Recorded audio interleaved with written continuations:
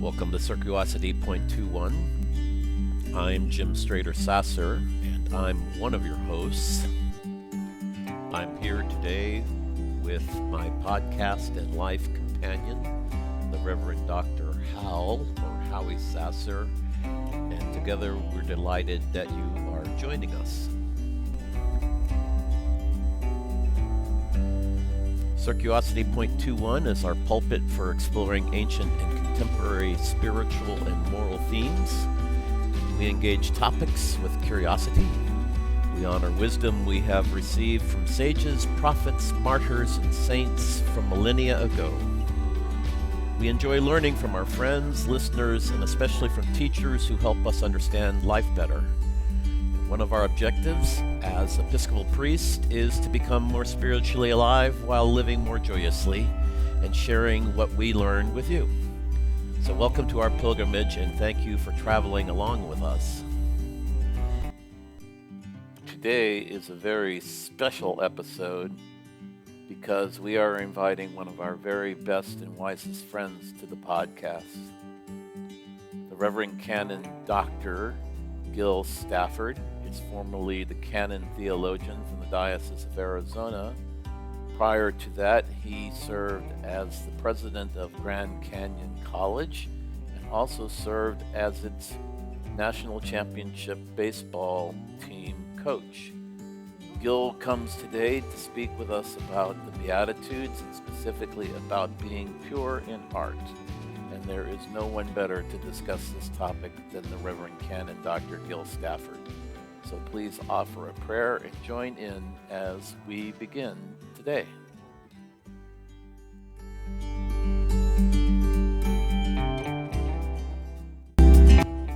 So welcome to Circuosity. I'm one of your podcast hosts, Jim Sasser, along with my companion. I'm Howell Sasser. And this is episode 9 of our series on the Beatitudes. And we have a very special guest and a very special friend who is joining with us today. A fellow pilgrim, I would say, we have traveled many miles with. He has done any number of things to include being the canon theologian for the Diocese of Arizona, and he and his spouse have started a school for intentional learning and spiritual direction. And I don't want to offer more than that. I would just say, Gil, if we were traveling up 10 floors on an elevator and you were going to come out from behind your introverted self, what would you like us to know about you? I think I see myself as a pilgrim, and I've walked many pilgrimages, those across Ireland and other places, and I've walked with by myself, and I've walked with others. But life is a pilgrimage, and so while it's a mystery to go on a walking pilgrimage, it's also the same kind of mystery in life on the many pilgrimages that we take. The people we walk with, the things that are handed to us by others, the pilgrimages that we choose to walk on intentionally, and those we would have preferred never came our way. I've done many things in my life. I've had many jobs. It finally came to me towards the end of my working life as a priest. I came to the realization that while everyone thought they were hiring me to do a job, at the end of the day, the only thing I could do was to be myself. And so I did the best that I could do to do the jobs that they hired me to do, which was in higher education as an administrator and also a baseball coach, and then in the church as a parish priest and as a canon theologian. That was probably the best job because nobody knew what that meant. And so I did a great job. So yeah.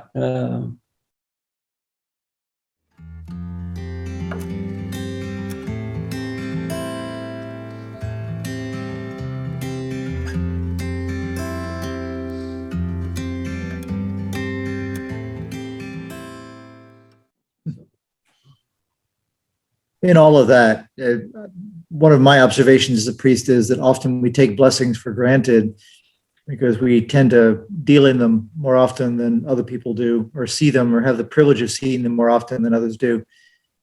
I wonder if there's some time in your life when you've had a thinner space around you, perhaps, and have been more aware of the blessing of God. Is there one you can think of? What really comes flooding to me more than anything, I think it's the privilege of sitting with people as they're dying, because I think there is an exchange blessing of that comes, those that are helping pave the way for the dying person to travel to the other side. And there's an exchange with the people that shepherd the person from this side to the next. And it's a very quiet space. Words aren't necessary. In fact, words are not needed. Silence is the preferred language. And in that language, you can hear those on the other side that are beckoning the dying to come across, to step into the next part of the pilgrimage of their life. And you can hear the heartbeat of the person that's dying, and you can hear your own heartbeat, and all thoughts still. I mean, it's the only place I think I've ever really been in that contemplative space where my mind totally stops. That is a deep privilege and an unexpected blessing that seemed to arrive most of the time.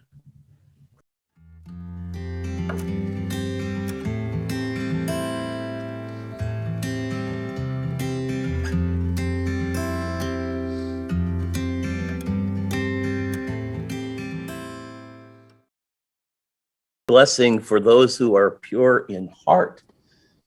Would it be a poor or mediocre or good analogy to contemplate that perhaps the most pure-hearted are those that are near mortal death? I wouldn't necessarily say that. I think we are pure-hearted. I think that's our nature. We are created in the image of God, therefore we are God. We are incarnate with God. And in that, there is that pure-heartedness. I think what happens is over the course of our life that there are things that we allow ourselves to convince ourselves that we're not, that we're something other than pure-hearted. And I think what happens is as people begin to, if they have the opportunity to begin an intentional journey towards death, there are moments, I think, when they can begin to see through what may have clouded their vision of their own pure-heartedness. I do think that kind of journey, long before we have the soon anticipation of death. Some people call that higher consciousness or greater awareness of the divine, of God, of the cosmic consciousness. So I don't think we have to wait until we're on death's door to experience the pure-heartedness. I don't think there is a calculable measure. It's kind of like the quantum physics of divinity. You can't measure it, and if you do, you've lost it. When I was writing the part of my little booklet for my students about the Beatitudes on the pure of heart, I was interested to find that in some cases, people have interpreted purity to mean the absence of anything unnecessary rather than the absence of any sort of adulteration. And so in a way, it's almost a shedding of those things that we find to be less than essential. I wonder if in the walking part of your life, I certainly know from my own experience in walking part of the way to Santiago, I became very conscious of what I had chosen to take with me. and was happy to discard anything I found I didn't need.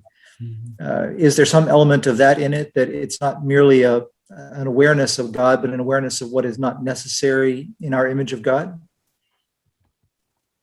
Yeah, my sister, who has Prader-Willi syndrome and has very, very few words, it's difficult for her to answer questions sometimes. And so she has little phrases that she uses that basically, for lack of a better term, she's waiting around for her brain to connect and for her to be able to give you an answer. And so a lot of times she knows what the answer is, but she'll tell you, I not know. I not know. And sometimes she'll just shorten it to not. That really has become the basis of my own personal spirituality. The perfect pilgrimage would be to walk absolutely naked, no shoes, nothing.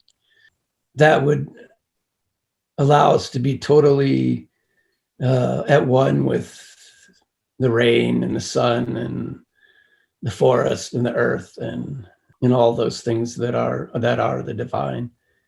And being able to be emotionally vulnerable and intellectually vulnerable in our senses, vulnerable in our intuition, allows us to begin to break down all of those notions that we've been handed to us by others or that we've conjured up on our own about what God might be, and eventually to be able to say, not that, not that, not that.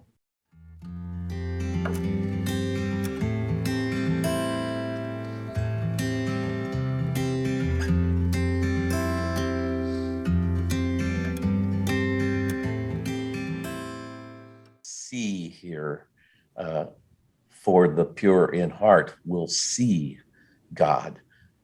Interesting to me, based upon what I heard you say earlier, which was we are born and sparked, if you will, with pure-heartedness, that we always have the capacity to see God. And yet, I think, as I also heard you say, for whatever reasons, be they external, internal, or otherwise, sometimes we're sort of like the disciples in Mark. We can't see for whatever reasons. My sister struggles to explain herself and to tell you her story with her very limited words. And usually she can only string 2 or 3 words together. And so she's trying to tell you a story, and it's very frustrated for her that you may not understand what she's trying to tell you. And when she gets totally frustrated, she says, hear me. And what she's saying is, you can't hear me. And in a way, not to quote Jesus too much here, but Jesus says, for those who have ears to hear. And I think for those who have eyes to see. Does that mean that not everyone can hear and not everyone can see? No, it means that there are those, though, that either haven't come to the place where they can see or willing to see, or maybe they've lost their sight along the way, or maybe they've lost their hearing along the way, or maybe they couldn't understand the language that was being spoken. They couldn't decipher, transcribe, translate the silence into some kind of understanding. I mean, my Strickart says that we only by unknowing, we only love by unloving, we only feel by not feeling. And there's that sense of finding the place where we can know that we don't know, and then rest comfortably in not knowing and not hearing and not seeing, because it's in those places that that we will see, we will know, we will be able to hear. We'll be able to do the impossible, as Jesus says, do greater things than he had done, but we can only do them by not doing them. It's such a conundrum of all proportions. But I think Eckhart spent his whole life saying that as many possible ways as he could say it, and Julian of Norwich in the same way, and Hildegard struggling for the words to be able to articulate the visions they've seen, the feelings they felt, and knowing that every time they did it, that it wasn't that. And so I'll try again, but it's not that either. And so I'll try again. And eventually they all kind of fell down on this sense of divine love. And it's just love. And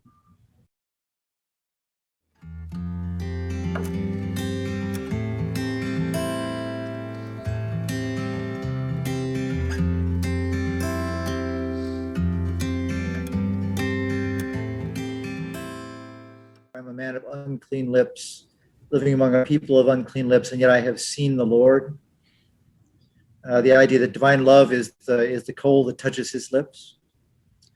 I believe so. I think that's what Julian was really getting at, because she talks so much about the hard separation and being drawn into the divine love in such a way that feels at much like being held by the mother, but at much being uncertain, painfully uncertain. Hildegard in much the same way. That kind of oneness that both of them talked about, and Eckhart talked a lot about that being at one. We are at one. We were conceived in the consciousness of the divine as being at one, never to be separated, but then separation comes and it feels so lost, so painful, so much as if I say it, it's a burn on my lips, but maybe that's it. To spin this back just a bit, when I think of Julian and I think of the showings and that unknowingness, my understanding of her history is that she suffered, close to death. I mean, she was at that point where she was in a period of crossing over, of transformation. If these things are revealed to her, I mean, she would not have been necessarily acknowledged by those around her as a mystic or as a saint. Her writings are beautiful, deep, thick. But yeah, they happen at a very mortally transformational point, I think. In the book of Marjorie Kemp, she was a contemporary of Julian of Norwich. She was a mystic in her own right. The two women met together for 2 or 3 days, and so Marjorie Kemp records their meeting in her book, and it's about 3 to 5 pages, and it's incredibly intimate exchange between two women, and Julian calls Marjorie her sister. And the word sister spoken in exchange between Elizabeth and Mary, that kind of intimate touching, placing a hand on an arm or placing a sense of proximity where two people would lean in and forehead to forehead and whisper their secrets one to another.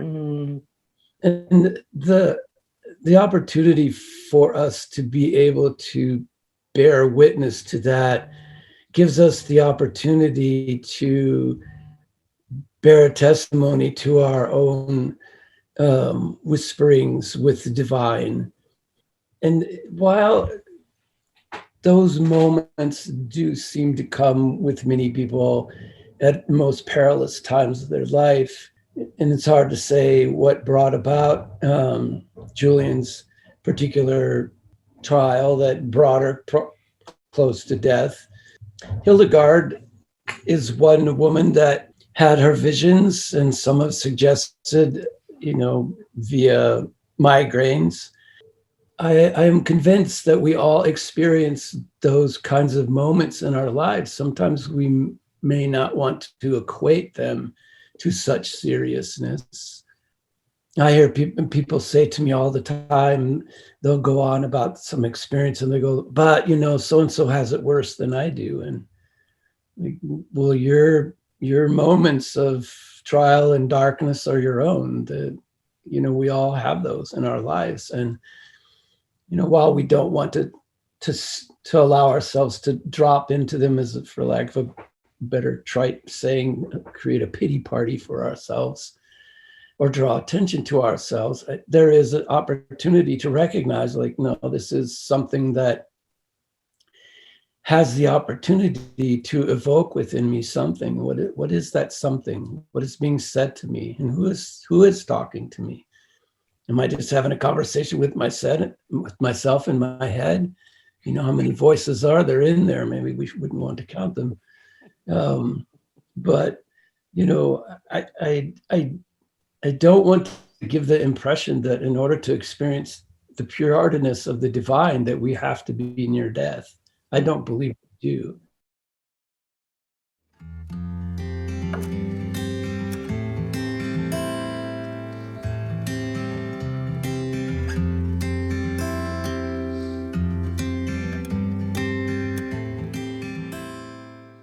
Maybe if I could take that and spin it a little further, given your interest in Celtic spirituality, soul friendship of a sort is purifying. Is there something that draws us nearer to the purity of the heart of God simply in having an anamkara, someone with whom we are that close? I do think that potential is there. And I think part of it is there because we're willing to be open, allow ourselves to be vulnerable in that kind of relationship, like with Julian and Marjorie. There was that Elizabeth and Mary, that leaning in, that forehead to forehead, that whispering secrets in one another's ears. And it becomes the moments then we recognize the divine in the other, and we allow the other to become the divine, and we drop our own barriers to say, and I as well for you. That mutuality, that quietness, words whispered are almost too loud. I think that kind of mutual love that becomes the fragile bridge of something new. I'm not a fan of the word discipline, but there's an implication, I think, to the type of seeing that we're talking about, which involves earnestness to the other, to the one that is beloved and who is beloving us. If on that Celtic theme, I think of John O'Donohue, who certainly talk about the giftedness of friendship. And there are these deep connections that happen in those kinds of relationships with one another that require a degree of being pure in heart, I think. Well, O'Donoghue's buried on the west coast of Ireland, right up against the sea in the Connemara. And the Connemara is the largest outcroppings of limestone in Europe. And Ireland is just a rock covered with trees at some points and grass at other points, but in this particular case, mostly limestone. And the first time I went to visit his grave was probably about a year after he had died. And his family had gotten a piece of bog oak, that basically petrified oak, and that they'd pulled out of the bog. And on it, they attached a poem. And it's the poem that appears in the book Anam Cara. And it was very, very moving experience. Primarily, it was like in Ireland and many other places over wells, there's a tree and people will tie ribbons in the trees and put pictures and lay canes there and just all kinds of trinkets and things they're offering. It becomes an altar. We are soul mates, soul companions, Anam Cara, the vulnerability of one another's soul in life and in death, and with those who have died, who still speak to us on this side. And that vulnerability, that thin place, can be experienced in so many possibilities. I think we become more aware of them standing at the foot of a grave, but that doesn't mean they don't exist when we're having breakfast, taking a long walk, making love, yelling at one another. All of those experiences are the potential for soul conversation. In Luke's version of the Beatitudes, after it's all said, Jesus says, but I say to you that listen, love your enemies, do good to those who hate you, bless those who curse you, pray for those that abuse you, do to others as you would have them do to you. And I think what he was saying there is, and at the end of it, he says, be merciful. I think what he's saying there, if we want to hear God, if we want to see God, if we want to taste God, if we want to experience God as the beloved and the lover, then it extends beyond the sweetness of pure-heartedness, but to the pain of being pure-hearted.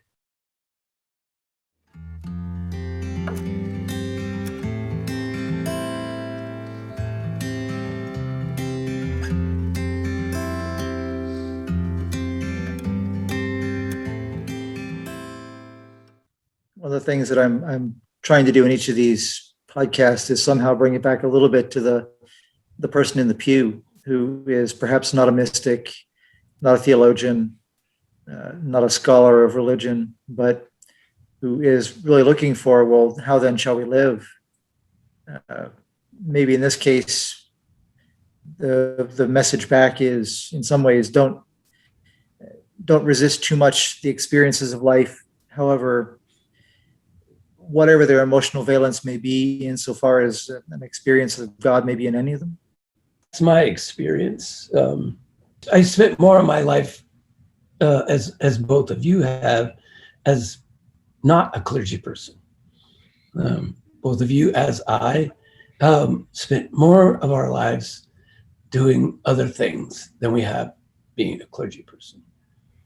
And I think one of the values of that is we carry with it the reality of day-to-day life, where when I show up to work, I show up fully present, and I have to work with a lot of people that either I don't know, or I wish I didn't know. I wish they didn't know me. I don't really want to talk with them. But in all those cases, I must, because that's the function of the kind of work that all of us will do. We carry that kind of work into the church, and I think then that, to your point, how it really translates to our everyday life is that I think it's a whole lot easier to see God in things I don't want to see God in than it is to see God in things I wish I could see God in. By recognizing that God is there, as hard as that is to be, it's a whole lot easier than trying to conjure God up in things I want to see God in, but I can't. I desperately want to see God in a lot of places and in a lot of people that I wish that it was there, but I can't. And then I realize it's because I can't see God in myself. And that's I think really what Jesus is asking us to do is just, abide with him, rest with him, sit with him, walk with him, talk with him, drink water with him, drink wine with him, eat a good meal with him, eat a bad meal with him, hang out with people you don't like, hang out with people that are asking too much of you, hang out with your close friends. Oh, and by the way, go and be by yourself sometime. All of that dailiness, because we all do all of those things. And that dailiness, the divine, resides in the most simple things and in the most obscure things and in the things that are just marginalized. I mean, God, I know this will be hard for some people, but God is in your trash, hanging out in your alley, hanging out in places you don't want to go. But that's where God is. And God's also in the best places that you have, the places you enjoy the most, and the people you enjoy the most. So I want to personalize this a little bit. And I think it's David White that talks about that if you really want to know more about yourself, engage in a relationship with someone who is completely different than you. And abide with that person. So that's one thought I have that we could maybe think about. The other is a blessed moment that I had with the two of you in Philadelphia when you had traveled out here. And we wandered down to the monuments of the Irish people who came ashore in Philadelphia. And the travails that they had had in crossing the Atlantic, the travails they had had during the potato famine, and then the travails that they experienced once they got to Philadelphia, and they were identified yet again as the other. The sadness of that space had a profound impact on me. It was not a place that I would have quite honestly preferred to go, and yet it was a place where I was more comfortable to go because I went with two people that I loved very much, and I knew that if I needed to process it, I would be able to talk with the two of you about it as well as sit in silence with it. I don't know if that experience was the same for you, but that was a blessed moment for me because it was a collision of extremes in a very, what I would call, sacred space. Coming alongside people of differences and respecting the differences are found in their own experiences are all reflected in the fact that we've had different experiences. And yet at the foundation of them, they are similar.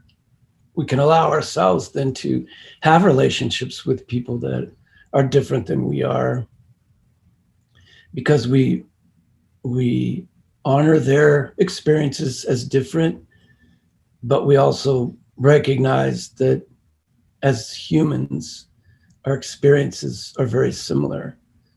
We're born, we live some sort of life. That life has some moments of pleasure and some moments of great pain. And we're all called toward the great journey of death. We share those things in common. Those things are the things that make us human beings, that make us conscious of being who we are. That should bind us together more than anything else should separate us. Becoming aware of the human holocaust of each and every individual life. And I only use that word because I had met a person, a Kabbalist, Jewish mystic, and he came up to me in conversation and he said, "Oh, I see you've experienced a Holocaust." And I said, "What do you mean?" And he said, "Well, I can say that because I lived through the Holocaust. I was a child. I survived it. But I came to realize that the thing that made all of us human is that everyone has experienced a Holocaust. some form, some way. I couldn't accept what he was saying. Not that I don't believe it. It just seemed too hard a lesson to accept, that someone who had survived the Holocaust could say to someone else who's lived a privileged life, oh, you've experienced the Holocaust as well. I think that's a hard calling for us, but it gives us the permission then to recognize that, oh, you too have experienced those things, whatever they are for ourselves. Those things, that's the alchemy of pure-heartedness. We burn away the things that stop us from hearing, that stop us from seeing. We burn those things away to see what is there. What is the purity of what is there?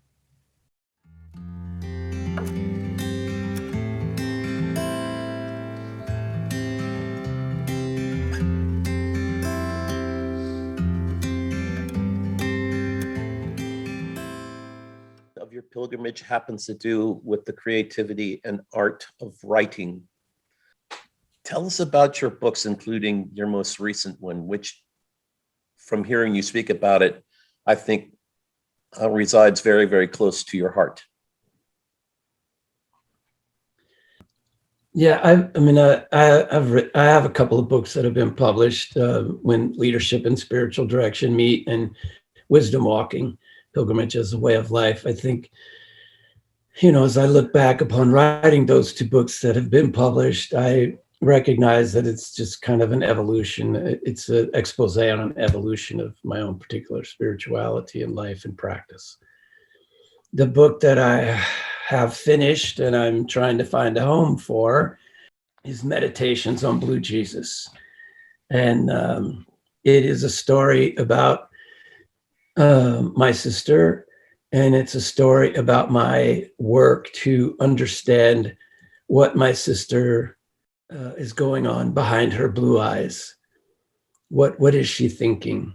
And my work to try to find ways to bring those words to life through experiences like Julian of Norwich and Marjorie Kemp and artists like Hilma af Klint and tragic writers like Anna Kavan, finding similarities in their lives and in my sister's life. And so trying to bring those words to life. Like talking to someone underwater. And sometimes it's like talking to someone underwater who's speaking a foreign language.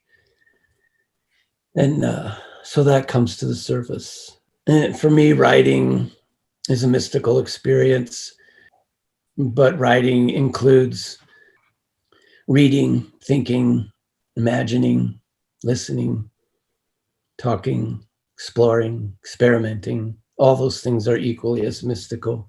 Something you have to give yourself over to.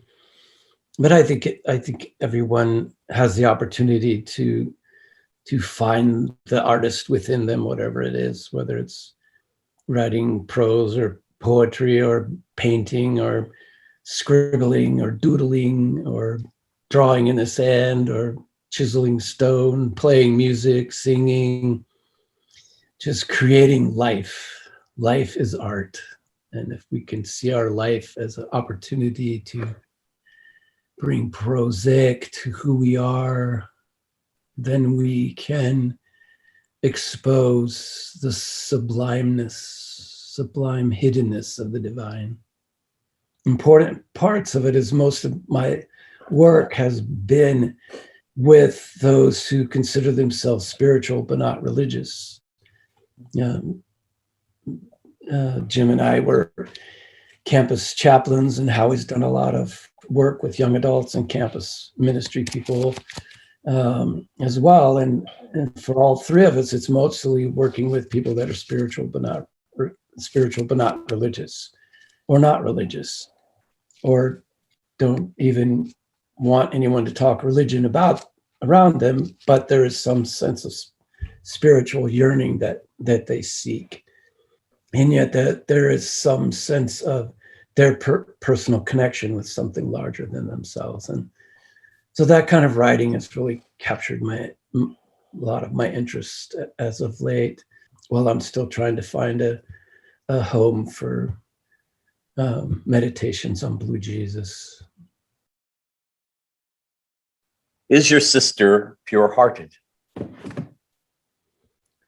What is the nature of her pure-heartedness?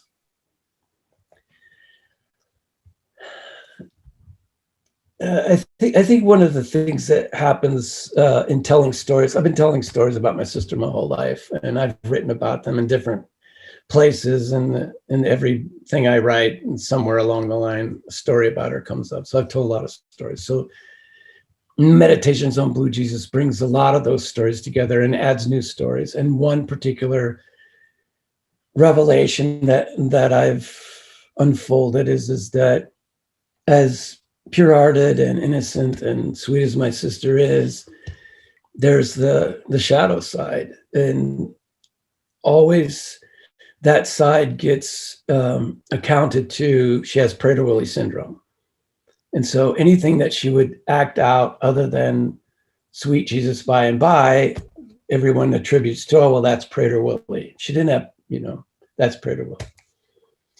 Well, that's a nice way to avoid reality.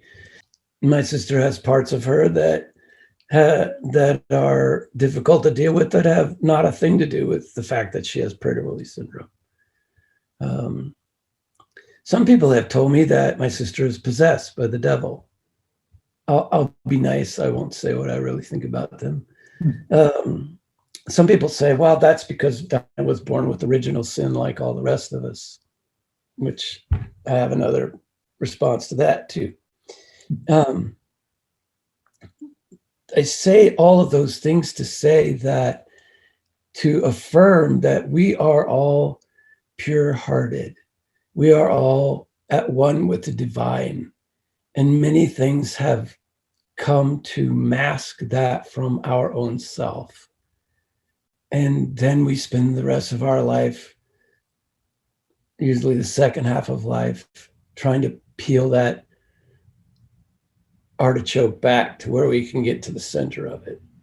And then we're surprised when we're left that artichoke heart.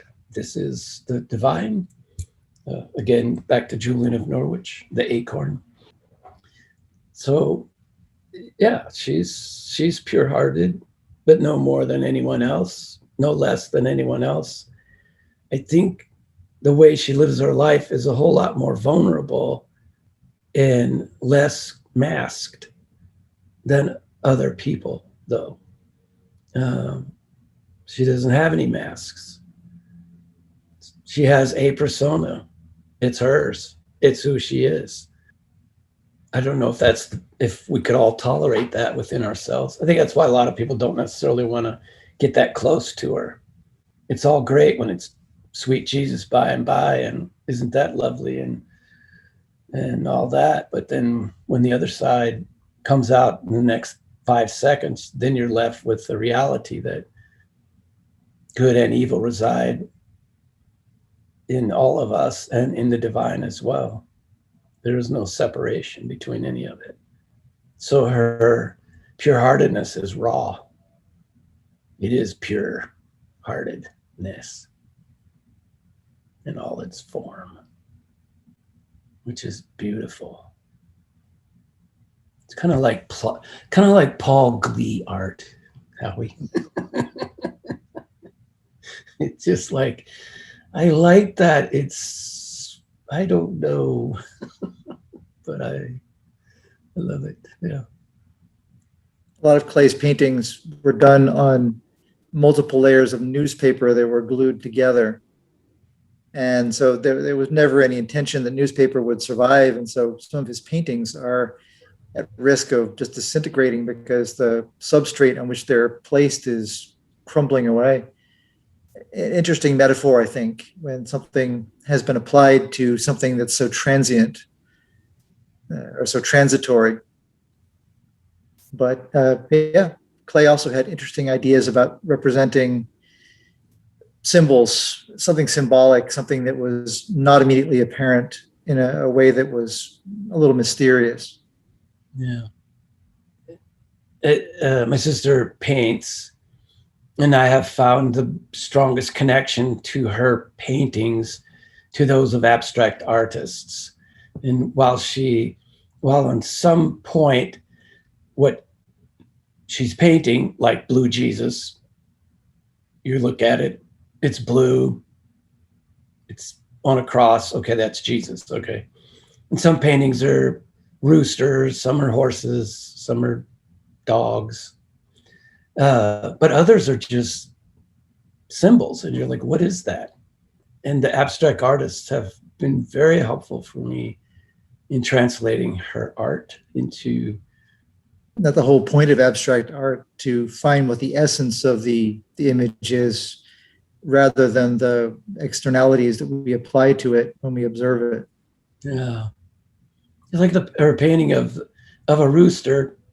Looks like a rooster, but the rooster is out on the edge of a limb, which is an interesting place for a rooster. And there's an eye. At first, when you look at it, it's, oh, that's the sun. But the more you look at it, you go like, no, that's an eye. There's an eye looking back at her, looking back at the rooster. And so all of a sudden, a picture of a rooster takes on a whole nother form that's like, that's not a rooster, I don't think. I think that's my sister looking at the eye, looking back at her, I think, maybe. It's just, it's one of those things, so you never know the answer. You just go, maybe, not, no, not, no, not that, no, not that. More Picasso than Clay, I think.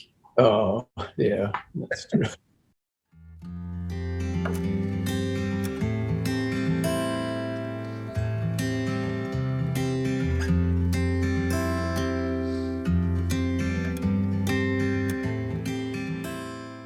Individual purity and what it means to be pure within ourselves. I wonder, though, as Christians, if we shouldn't also be thinking about these things in corporate terms. What does it mean to be a pure community? Is it possible to be a pure community, or are we all so different that the heterogeneity prevents the sort of simplicity that leads to purity? Is purity even a concept that relates to the community, the collectiveness of living a Christian life with others? Any thoughts? I do. I just take the notion of Paul, the foot can't call itself independent of its own self, neither can the hand. And in that particular way, I take my own notion that there's only one of us in all this world, and that one of us is the divine, is cosmic consciousness, is God, and that we are all parts of the divine. And my life is an important cell in the existence of the divine.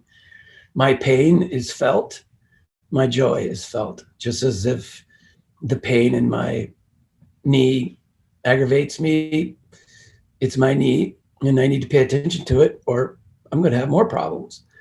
And I need to love it into its own healthy notion. So as a community, I think that my own individual work contributes to the health, wholeness, and pure-heartedness of the community as well. And that, this is Teilhard de Chardin, sense of the hymn of the Mass for the sake of the world, is that when we go to church and we experience the Mass, we experience it, but by our experiencing of the Mass, we're experiencing for the sake of the healing of the world. And the Mass is said for the sake of the healing of the world. And as the body of Christ, that is the perfect symbol, because the Christ is the collective self, not just the church itself, but the body of the divine, of God, of all human and all life itself. And so I think that is our greatest calling, more than just the pure-heartedness of the individual, much more than that. Our responsibility is exceeded by that, because it's about the beyond, the more than. And that's why I think Jesus says, feed the hungry, clothe the naked, visit those that are in sick in prison. And when you do those things, you do it to me, meaning that you do it to all the other Christs.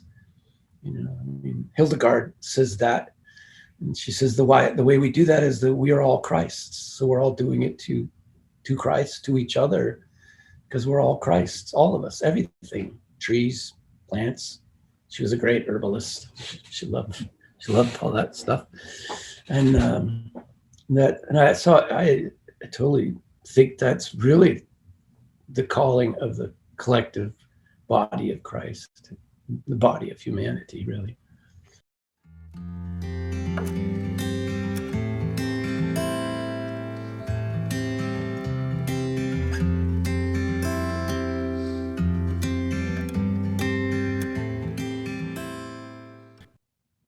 Because I've done some comparative religious work, I would say that's also Jesus abiding in his first century Jewish context.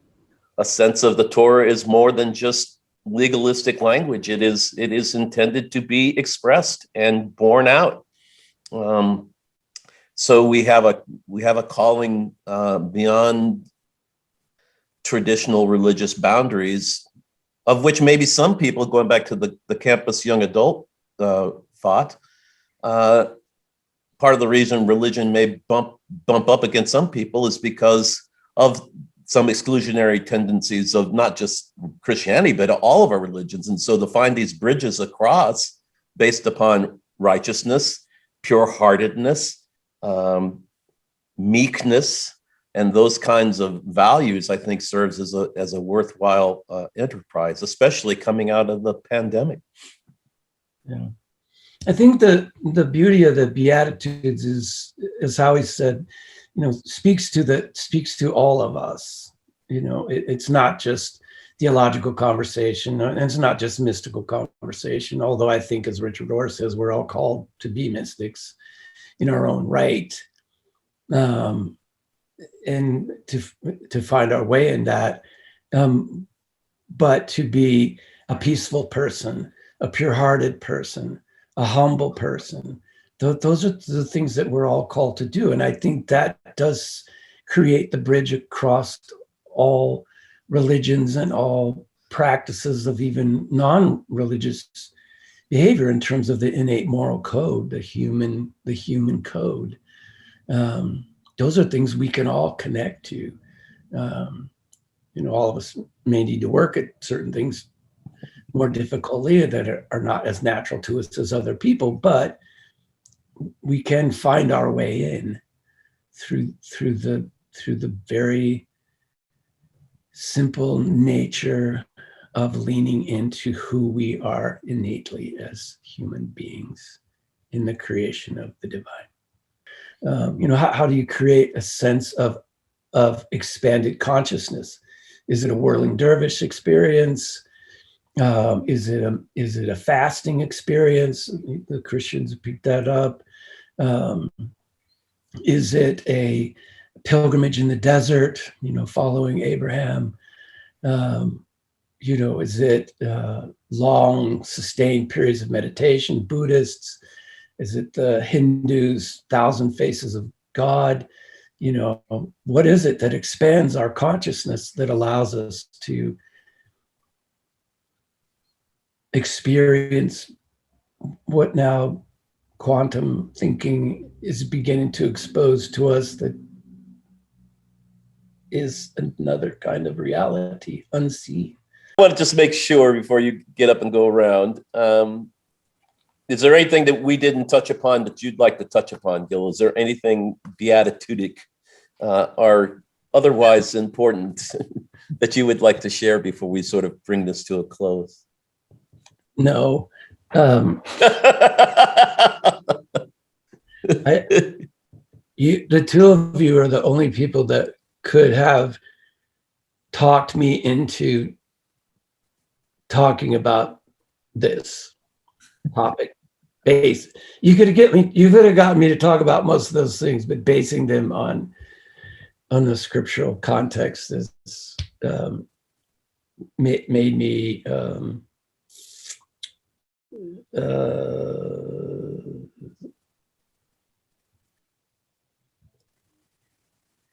when Jesus saw the crowds, he went up to the mountain, and after he sat down, his disciples came to him. Then he began to speak and taught them, saying, "Blessed are the poor in spirit, for theirs is the kingdom of heaven. Blessed are those who mourn, for they will be comforted. Blessed are the meek, for they will inherit the earth. Blessed are those who hunger and thirst for righteousness, for they will be filled. Blessed are the merciful, for they will receive mercy. Blessed are the pure in heart, for they will see God." Thank you.